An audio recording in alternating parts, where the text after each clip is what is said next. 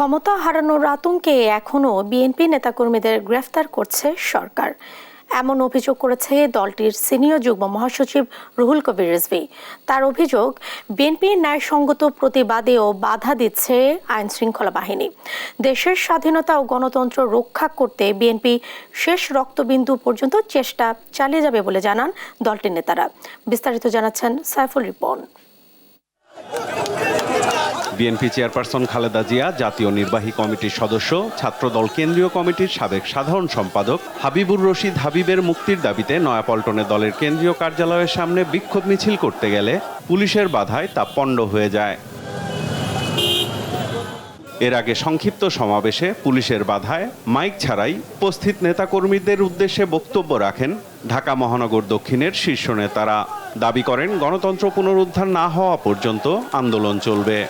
অন্যায়ভাবে মিথ্যে মামলা দিয়ে আপনার সেই অবৈধ শাসনকে পোক্ত করার জন্য আজকে দেশে দুঃশাসন পরিচালিত করতে প্রিয় বন্ধুরা, আমরা বলতে চাই অচিরেই এদেশের মানুষ গণতন্ত্র ভোগ করবে। প্রিয় বন্ধুরা, স্বাধীনতা অর্জিত হবে দেশ নায়ক তারেক রহমানের নেতৃত্বে। আন্দোলনের মধ্য দিয়েই এই সকল মিথ্যা মামলা অবশ্যই প্রত্যাহার হবে, আমাদের মামলা প্রত্যাহার হবে, আর আওয়ামী লীগের মামলা নতুন করে সাজানো হবে।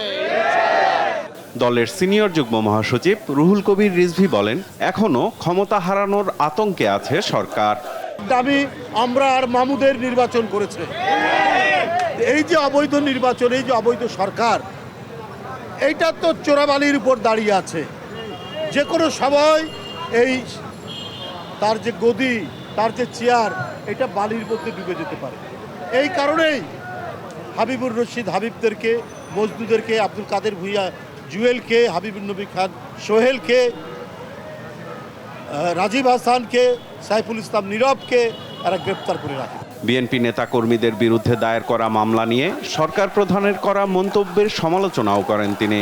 ১-১১ সময় চাঁদা নিয়েছিলেন, এই সাক্ষী দিয়েছে আপনার আপন ফুফাতো ভাই, একজন ব্যবসায়ী। এই যে তারা যে সাক্ষী দিল, তারা যে বলল, এবং ওবায়দুল কাদের সাহেবও বলেছেন গোয়েন্দাদের কাছে অনেক কথা, সেগুলো গেল কোথায়? আপনি যখন কারো সুনাম করেন, সেটা হচ্ছে অপরাধীদের পক্ষে, সেটা হচ্ছে মাফিয়াদের পক্ষে, সিন্ডিকেট বাসদের পক্ষে, আর আপনি সমালোচনা করেন গণতন্ত্রকামী রাজনৈতিক দলগুলোর নেতাকর্মীদের বিরুদ্ধে, তাদেরকে অপরাধী বানান। সত্য শুভর জয় হলে আওয়ামী লীগ সরকারের পতন ঘটবেই বলেন রিজভী। পতন হবেই। সাইফুল রিপন, দেশ টিভি, ঢাকা।